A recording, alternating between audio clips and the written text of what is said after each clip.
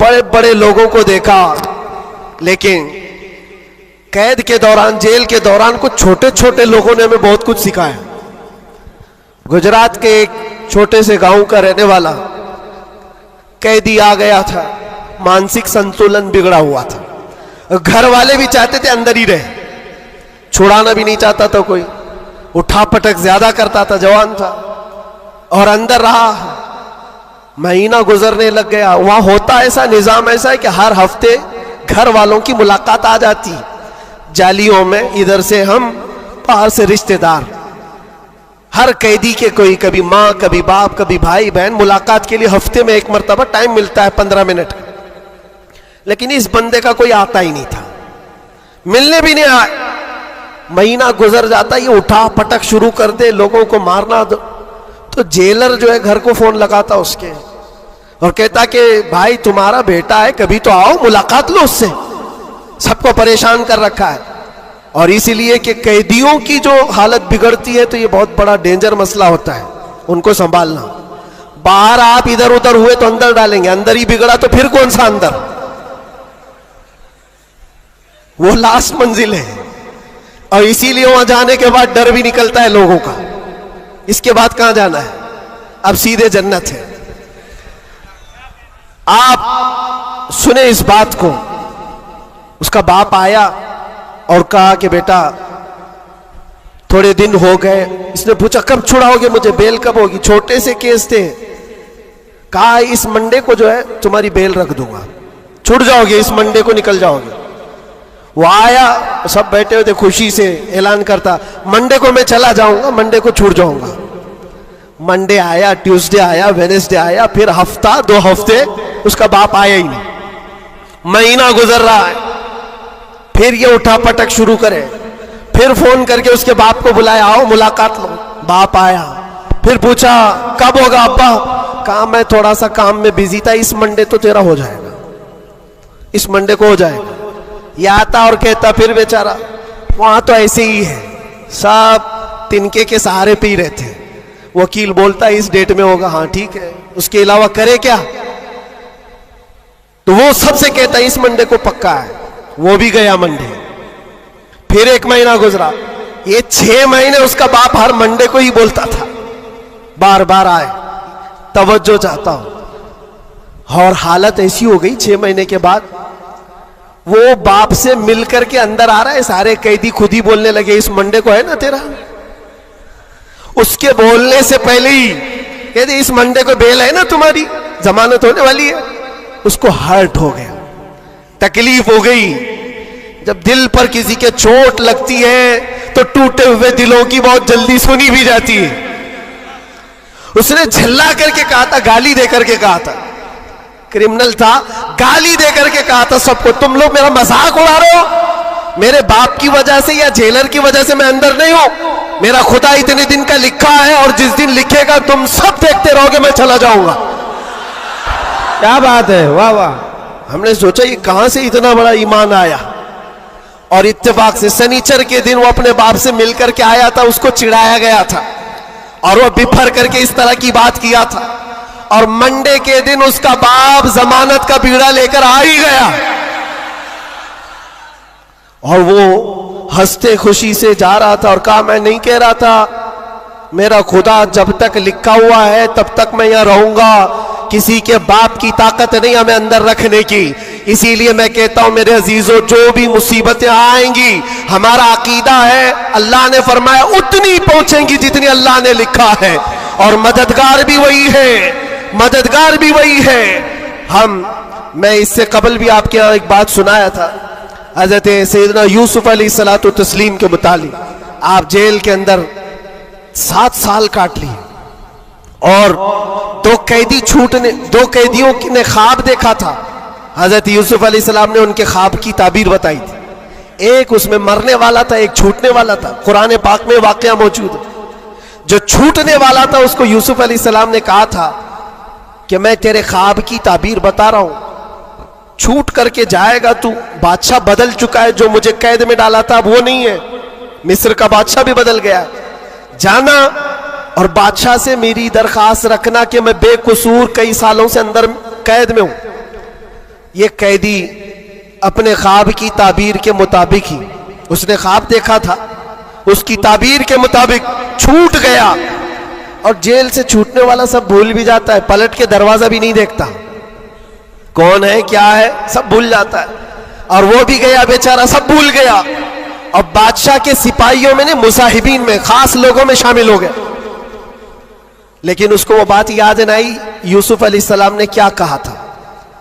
यूसुफ अलैहिस्सलाम की जो दरखास्त थी बादशाह के पास, वो भूल गया। और बाज रिवायतों में फिर 7 साल गुजर गए बिना किसी गलती और कसूर के। यूसुफ अलैहिस्सलातु तस्लीम एक दिन रब ताला की बारगाह में रो पड़े, कहा है मालिकुल मुल्क या ज़ल जलाली वल इकराम, तेरा ये बंदा बेकसूर कब तक ये दरवाजों के अंदर कैद रहेगा? क्या मेरे लिए दरवाजे अब खुलेंगे नहीं? तो जानते हो ये ऐसा मकाम है। रब तबारक व तआला ने फरमाया, ऐ यूसुफ, कैद में अंदर गया, अगर तुझे बाहर जाना ही था तो बादशाह से क्यों दरखास्त किया? क्या मैं नहीं था? ये नबियों के लिए है मेरे अजीजों, आला ईमान है। हजरत यूसुफ अलैहिस्सलाम इस पर फूट फूट कर रोते रहे। हमारा भी यही हाल होना चाहिए। एक बात मुझे अल्लाह तबारक व तआला का इनाम है, मैं ये अर्ज करता हूं यहां पर गुफ्तगू, मैं जो चीजें शुरू किया था इसको यहां स्टॉप करता हूं। सारे लोगों ने दुआएं की, मुझे पता है। और सबसे ज्यादा मैंने हुजूर ताजुश शरिया को और हुजूर अमीन मिल्लत को ख्वाब में बार बार देखा। और हज़रत अबी मुझसे कहा था कि हम सब परेशान थे, बहुत दुआएं करते थे। मेरे छूटने की दुआएं या मेरे आराम की दुआएं ये अलग मकाम रखती हैं। लेकिन जिस वक्त अंदर जा रहे थे, मेरे बिरादर गिरामी भी मौजूद है, मैं एक दुआ अल्लाह करीम की बारगाह में ये करता था कि ऐ रब्बे जुल जलाल, तेरा बंदा है, तेरे नबी की बात कर कर अंदर आया, इतनी लाज रखना कि मेरे बाहर जाने के लिए कभी किसी कुत्ते की मदद लेने की नौबत ना आए। क्या बात है, वाह वाह वाह वाह। किसी जालिम की मदद लेने की नौबत ना आए। और रब तबारक व तआला ने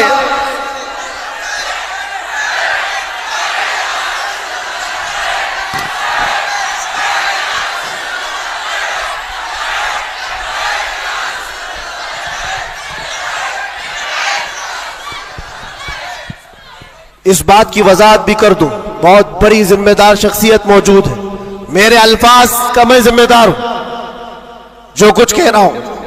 और लोगों को फिर ये लगता है ये इतना सब हो जाने के बाद फिर भी कुत्ता कहते हैं, ये कुत्ता कुत्ता इनकी जुबान पे क्यों आता है? मेरे अजीजों, ये अब कोई गैर कानूनी बात नहीं। सुप्रीम कोर्ट के जज ने भी हमारा जजमेंट देने के वक्त कहा था ये कोई ऐसी बात नहीं है, हेट स्पीच नहीं है, every dog has a day, हर कुत्ते का एक दिन होता है। हमने तो थोड़ा सा कहा था, उन्होंने बहुत कहा है। तो ये जो भी मैं कहूंगा अब सुप्रीम कोर्ट के एतबार से कहूंगा। और फिर मैं अभी तक तो कभी वो शेर को दोहराया भी नहीं, क्योंकि मैंने देखा है 5 साल के 6 साल के बच्चे सामने खड़े होकर के वही दोहरा रहे हैं। वाह वाह वाह। बल्कि मैंने तो ये भी देखा, अंदर कैदियों को जब बहुत ज्यादा तकलीफ देता था कोई, तो कहता था वही बात। वाह वाह। आज वक्त है तुम्हारा। क्या बात है। हर जगह पर खाना सही नहीं मिल रहा है तो भी वो कैदी ही पुकार कर कहते थे आज वक्त है, आज वक्त है। मेरे अजीजों, जितना ही तुम दबाओगे उतना ही वो उभरेगा। या हम अपनी तारीफ के लिए, अपने घर के लिए नहीं बोलते। हमने कभी किसी कम्युनिटी को, किसी खास धर्म को या किसी खास मजहब को निशाना बनाकर कभी नहीं बोला। हाँ, मेरा ये मिशन है कि जो हुजूर पाक सल्लल्लाहु ताला अलैहि वसल्लम की इज्जत के लिए उंगलियां उठाएगा तो हम उसका जवाब देते रहेंगे। बेशक बेशक।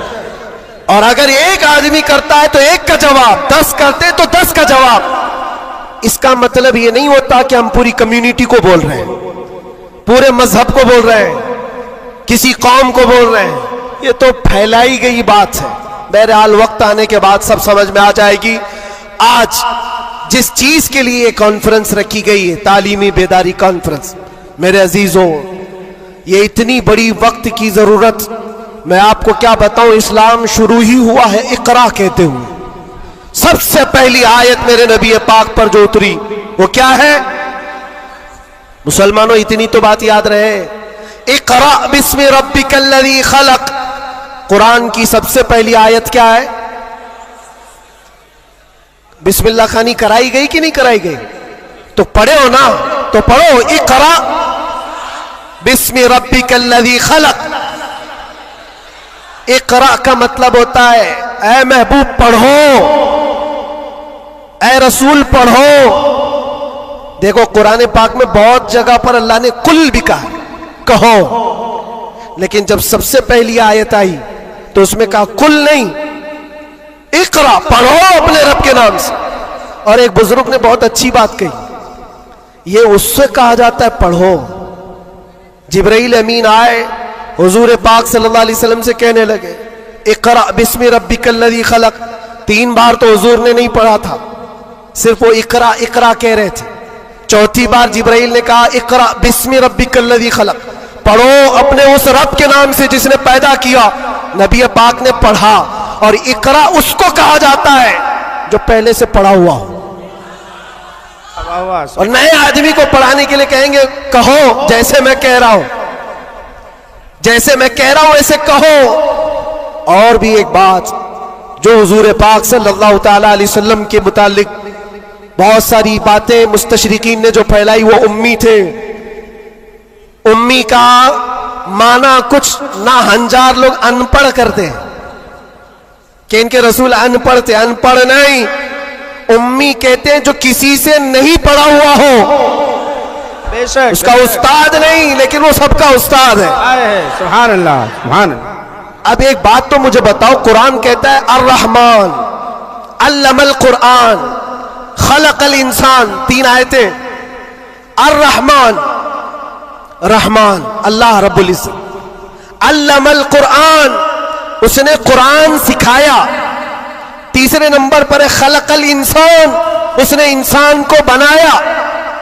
मुझे एक बात बताओ, रहमान दूसरे नंबर पर आए थे, उसने कुरान सिखाया। तीसरे नंबर पर आए थे, उसने इंसान को पैदा किया। इंसान को पैदा किया, ये तीसरे नंबर पर। कुरान सिखाया, ये पहले दूसरे नंबर पर। जब इंसान बाद में पैदा हुआ है तो कुरान सिखाया किसको? क्या बात है, वाह वाह।